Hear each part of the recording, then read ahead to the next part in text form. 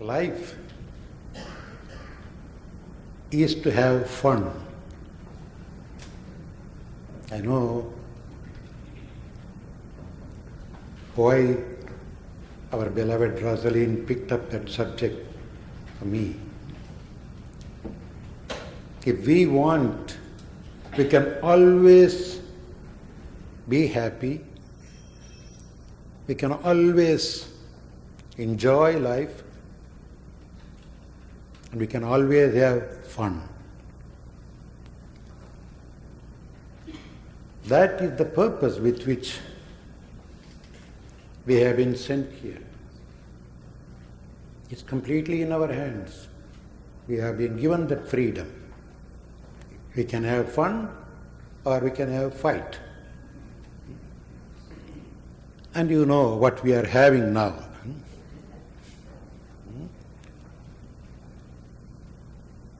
It's the way you look at life, the way you respond to the situations. It's completely in our hands. Unfortunately, we seem to have a tendency, many of us, to point the finger at somebody else and say, oh, he or she is the cause for all my problems. It's never so.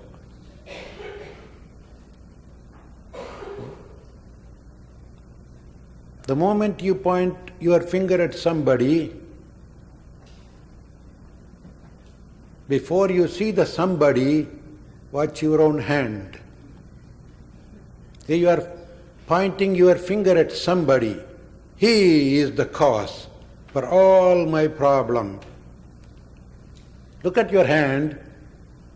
It looks like your own hand is saying, there are 3 fingers pointing at you. Huh? You can point 1 finger at somebody, but be ready to take 3 times the blame. If you want a witness, here is one. The big thumb is the witness. It's very true.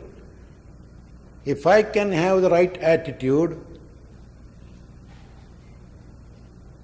nobody, I mean really nobody, on this earth or anywhere in the planet or anywhere in the cosmos can make me unhappy. It's completely in our hands.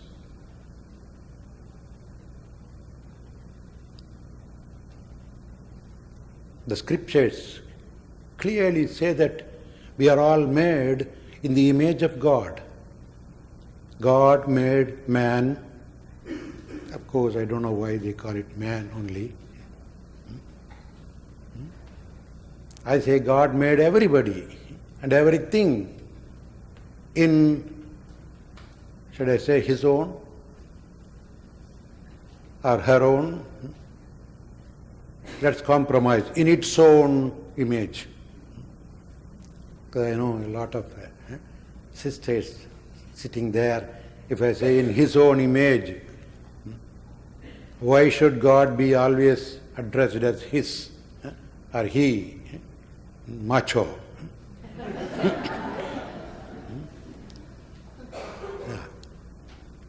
And this problem is and was always there. The Hindu scriptures, when they tried to define God, they had this problem.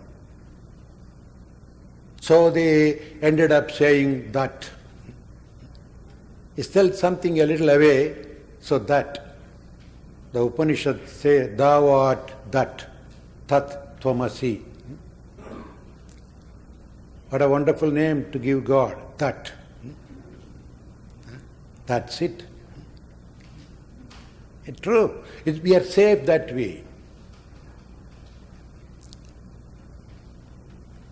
And what is the image of God then? If we are all made of God's image, what is the quality of God? Then certainly we should have the same quality. Have you ever heard God taking a sort of medical leave from the church or the temple? You just go to the church one day and say, "Oh, God is on a medical leave today." No. That means God must be always healthy, right? He could never be sick. Remember, we are the image of God.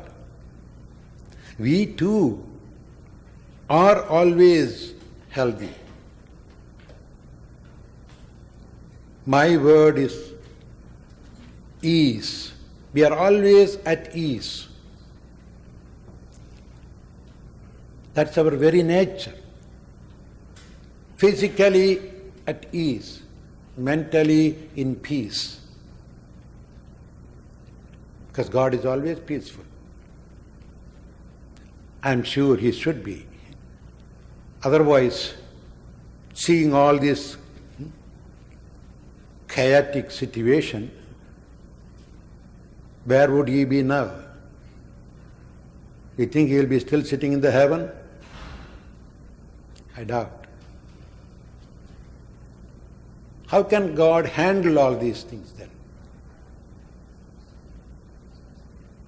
That means He is peaceful, He is patient. He is just waiting for the children to learn their lessons and to experience their own true nature as the image of God. And it's not only in Bible. Almost all the scriptures said that. We are of God's image. Jivo brahmaiva na aparaha, says the Upanishad. An individual is none other than that supreme God.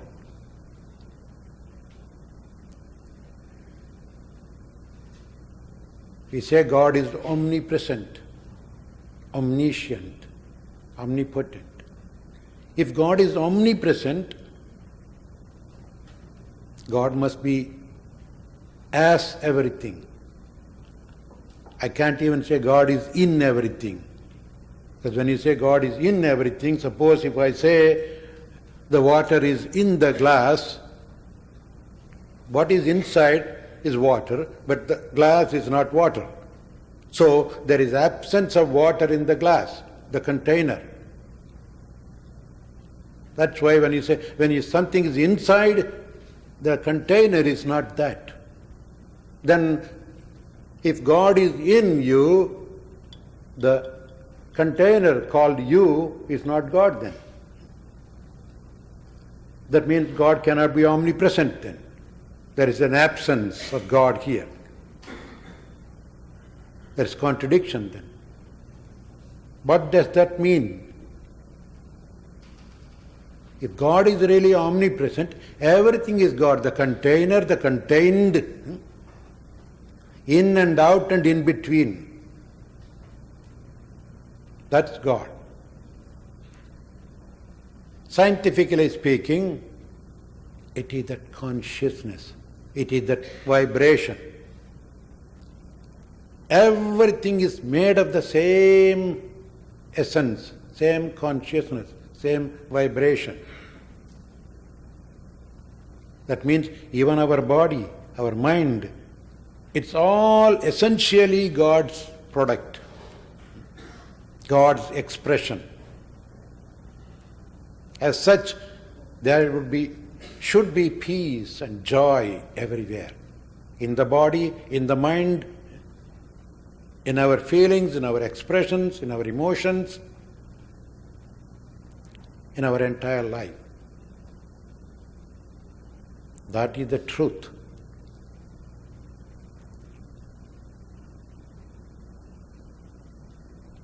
I summarize the teaching of all the scriptures in 3 words. You may call it a religion or yoga or spiritual pursuit. The 3 words are to be easeful, which is our real nature, to be peaceful, and by being easeful and peaceful, to become useful. Just these 3 words. Question yourself, am I easeful? Am I peaceful? And it's not enough. Stop there. Am I useful? That's very important. God never created anything without a use for it. Even sometimes people talk about themselves, oh, I don't know what I am doing, I'm wasting my time, I seem to be useless. No. You may think so. If you are really that useless, God will not give you that extra breath to go in when it comes out.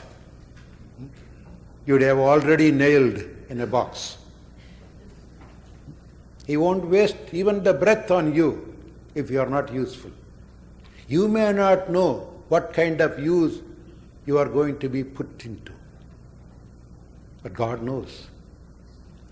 Often we condemn ourselves. Oh, I'm wasting my time. I'm useless. Look at that guy. Look at this girl. How great they are. That is a very wrong notion. Often we condemn ourselves like that.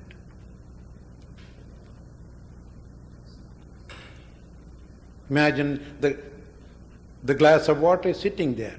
Suppose I don't even touch it until the end of my talk.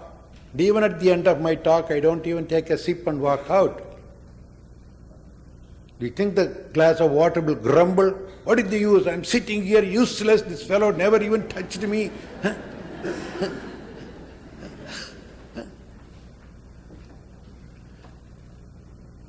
When I need it, I'll take it. An artist has several colors, crayons. He may be using some of the basic colors constantly, but there are many other crayons sitting there, seem to be doing nothing. Do they get their blood boiled just because they see the basic colors being used? No. For the whole drawing, he may just pick up that particular crayon only for 1 second, just give the final touch. And that will bring life to that portrait. And that was enough for that crayon. And that is the reason why he keeps that crayon also. So that crayon should not brood over and say, what is this? I'm sitting here. I have never seen him working with me. Am I wasting my time?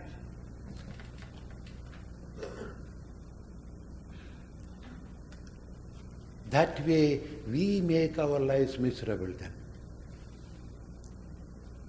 We should always know that that cosmic consciousness, what we call God, cannot be foolish. There is a good reason why I am here. I may not know, but God will use me at the right time for the right purpose. That is the thing what called real faith in God. That should make us comfortable and will not condemn ourselves. So the condition, the natural condition is to be easeful. Even the term ease and the opposite of ease. When we fall sick, what do we call? I have a disease. What does it mean?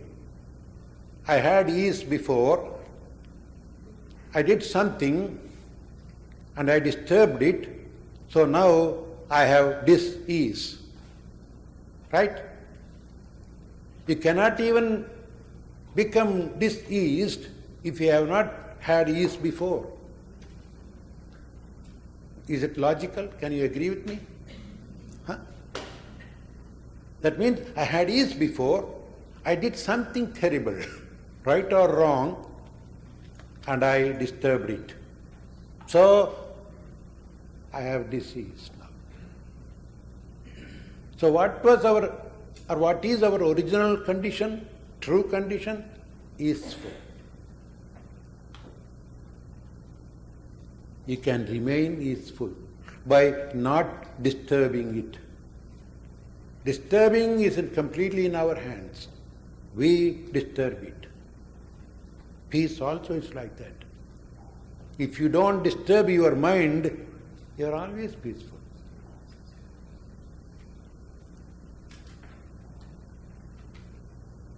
Think of it a little.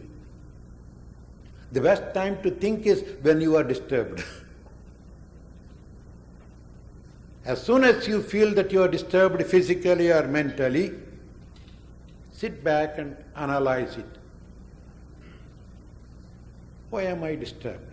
Since when? What happened in my life? What did I do? Please, question this, what did I do? As I said earlier, don't think, what did he do? No. Nobody is interested in disturbing your peace. You are not even that important. So, what did I do? Take an example. Oh, I am a little disappointed.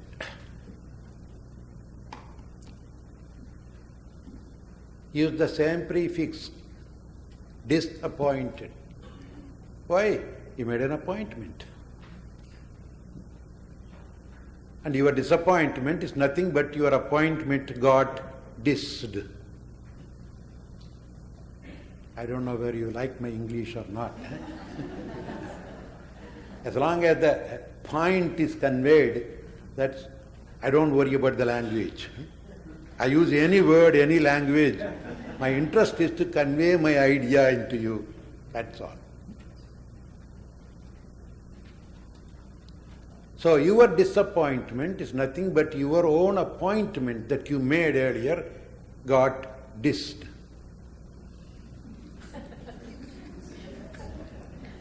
So the slogan here should be, make no appointment and have no disappointment. True, I made an appointment to come here exactly at 10:30. I was a little disturbed sitting in the car, and I was even murmuring, oh, you should have got all the directions clearly. I was a little disappointed.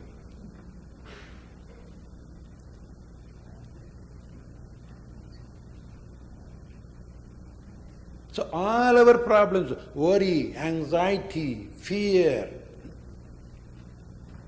you make a big list. Sit back and think.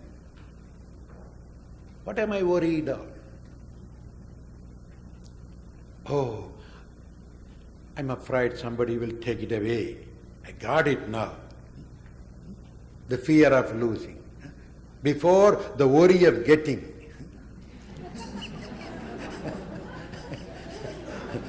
Somehow you worried successfully enough and got it. And as soon as you got it, there is another kind of disturbance in the mind. I got it. Hey, you know that? I got it. Excitement. That's also another kind of disturbance in the mind. How many people collapse even in their excitement? If suppose somebody comes all of us and says, hey, you won $1 million in your lottery. Huh? Huh? Don't think always sadness disturbs you. Even excitement disturbs you. There are cases like that. What does that mean? Instead of from the balanced state, instead of creating a depression, you have created a crest, an excitement. So either it is depression or the excitement, both are disturbance from the normal condition.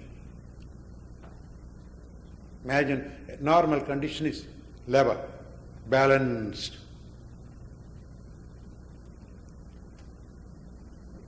What causes the depression? The moment I think, I want it for my enjoyment. I want it for me. The I, me. Imagine you were just one evening, you didn't have anything to do in the house. You said, oh, let me just take a walk. You just walked on the pavement. It happened to be a road where a lot of nice shops are. And you know the big glass windows. As you walk, you turn around, what is that? Behind the glass. You go, that's really a nice diamond ring. Oh, how pretty it is. Is there a label? How much is that? You didn't even think of seeing a diamond ring or buying a diamond ring. You simply walked without any reason. Simply fresh air. You saw that ring, and then you are straining your eye to look at the label, the price. That sounds reasonable. Yeah, I was thinking of getting a diamond ring all this time. All of a sudden the idea comes. All this time you were thinking of getting one. He didn't get me even for the last anniversary. Well, it's not really that much. It's only about $250. How much I have in my bank? You figure out your bank balance. Well, all right. Yeah, a little less, but I can borrow. Who from? Well, you come home immediately, you begin, because you are exposed to that ring. Imagine the situation. You walked peacefully, no problem at all, for a fresh air, and your eye just caught that ring. And then the price seemed to be right. The price is always right. So your eyes took a photograph of that. This is also a camera.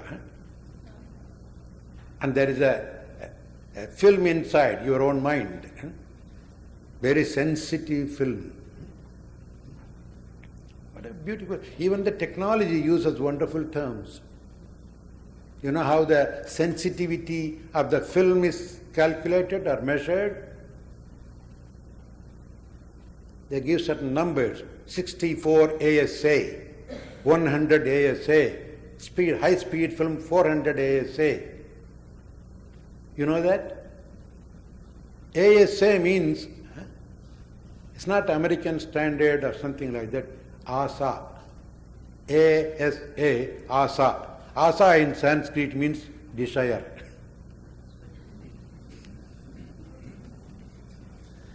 If you have high sensitive film, that means you have very sensitive desire here. Your mind is coated with that asa. Sensitive. It's a sensitive film. You just see it, immediately the image goes in and gets exposed. And then you come home, you sit and plan how to gather enough money and buy it. That means you are developing it. You took a picture there, you come home and you are developing it.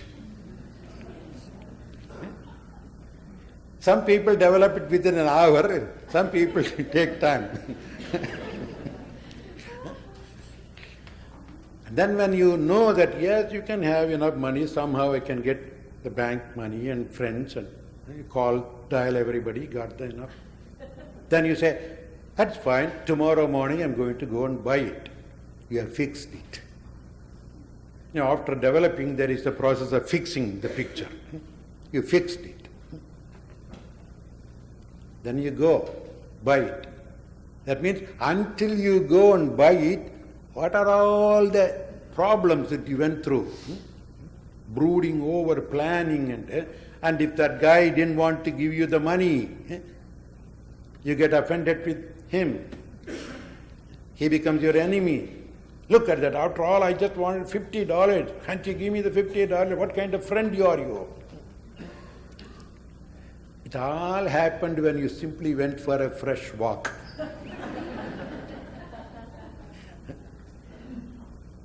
Okay, after all the worry, you got it. You put it in your... Terrific. You're admiring. At the moment you walk out, you happen to see somebody sort of crude-looking person walking. What do you do immediately? Immediately you take out the ring, put it in the pocket, and then this pocket is safer, this pocket is safer. Which? Or you are even hiding your hand here. Why? You are afraid that that guy might snatch it away. May not be here in Lynchburg, but in New York.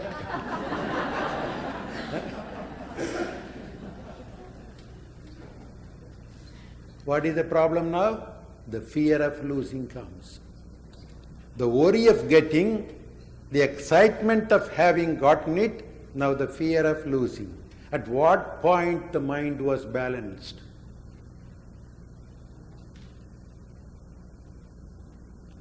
That is what. I'm just simply giving you, I don't say that you should not get a diamond and wear it. Fine, wonderful. But what I say is, let not your mind get disturbed by it. And you get it, wonderful. Oh, I got it, wonderful. Thank you. You lost it, wonderful. I lost it, hey, you know. Enjoy both. Remember, life is always a game. Don't always look to win.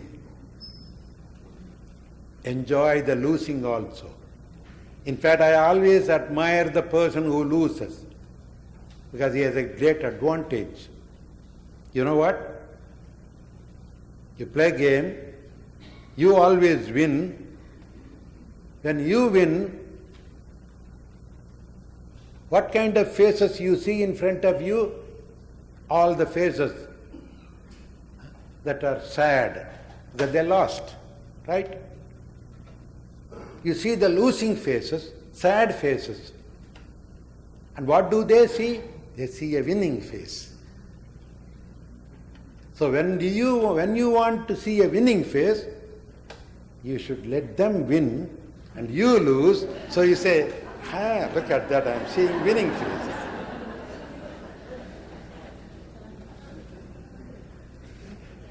See, there is always a positive side in everything. It's just the way you look at. I'm simply giving a few examples here and there.